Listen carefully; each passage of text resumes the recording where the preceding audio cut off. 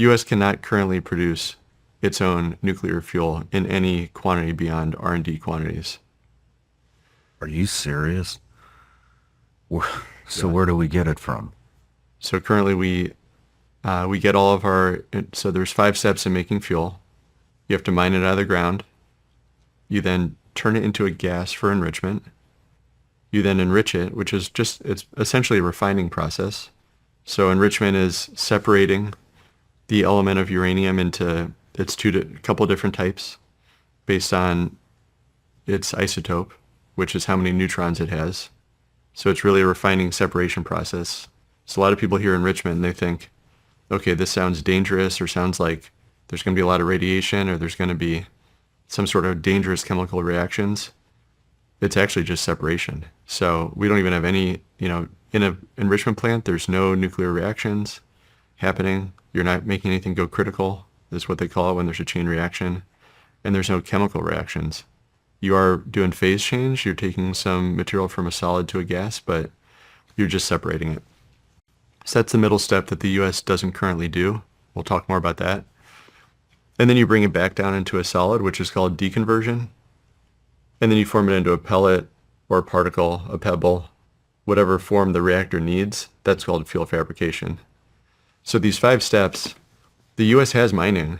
We have mining in Texas, Wyoming, Utah, Colorado. So there's mining. Canada has mining, a lot of mining for uranium, and Australia has great deposits as well. So U.S. and its allies have plenty of uranium. On conversion, we have one conversion facility in the U.S. that's operating in Illinois, and then Canada has one too. That's, again, going from solid to gas. But enrichment, the U.S. has no commercially operating capability. So we get all of our enrichment from foreign companies, which are state-backed entities. Most of it's overseas. So that's we get enriched uranium product from Russia, from France, and from a European consortium of a couple countries that produce. And then that consortium, at the request of U.S. utilities, built a facility in the U.S. to produce some of what we need, but it's still less than a third. So 2/3 comes from overseas, 1/3 produced by a foreign company in the U.S. using their technology. And then on the downstream side of making the pellets, good capability in the U.S. for doing that right now. Some of the more advanced forms of like little pellets that are maybe poppy seed size called triso. It's got some ceramic coatings around it that. Did you say poppy seed size? Yeah, they're poppy seed size. So to get into the details of some of the fuel forms, there was a type of fuel that was developed decades ago and tested for a really long time. So it's been proven to be really robust. But you take a tiny piece of uranium and you coat it with ceramic. And that ceramic means that even in the worst case scenario, where your reactor somehow disintegrates, these little pellets are self-contained, so they can't even release any radioactive gas. So it's another layer of safety on top. So a bunch of the advanced reactor types are doing that. But if we zoom out, to really have domestic capability, you need all the steps. And so the step that's missing right now is enrichment. And that's why we're working on enrichment. Why don't we have enrichment right now? We used to have enrichment. Global map of enrichment right now, Russia's about half. Europe's about 40%. China's roughly 10%, growing really fast. So the 10% was a couple years ago. It's north of that now. And the U.S., just in terms of how much total enrichment we're doing, it's less than 0.1%. And so you ask, how do we get here? Yeah. These things are usually, it's usually overconstrained. There's a bunch of reasons why we got here. We didn't think we needed it. We thought maybe nuclear isn't growing anymore. It's fine. We have these reactors. Up until a couple of years, there wasn't agreement that we needed more reactors. And so why build a bunch of new capacity in the U.S. for enriching if we're not going to build a bunch more reactors? We can just get this stuff we can get enriched uranium from our allies in Europe and, other countries as well. And if you rewind to the history of this, in the 50s, the U.S. built a bunch of enrichment. This was, Cold War era.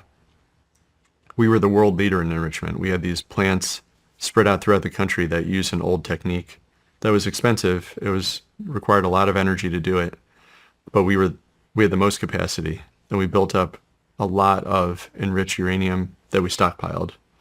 And those stockpiles, we knew they would last a really long time, decades and decades. And so with the fall of the Berlin Wall, we said, let's start trading with our former enemies. We're allies now. We can work together. Free trade's good for the world. And we can get this product elsewhere. And so over the next couple of decades, we moved towards free trade and imports and decommissioned those old facilities, assuming that that would be a fine thing to rely on with a bunch of different partners. But now we're in a position where we need to grow nuclear energy. And if you look at how much enrichment the U.S. is going to need, right now we produce less than a third of what we need. And the administration a couple of weeks ago said, we are going to quadruple our nuclear energy by 2050.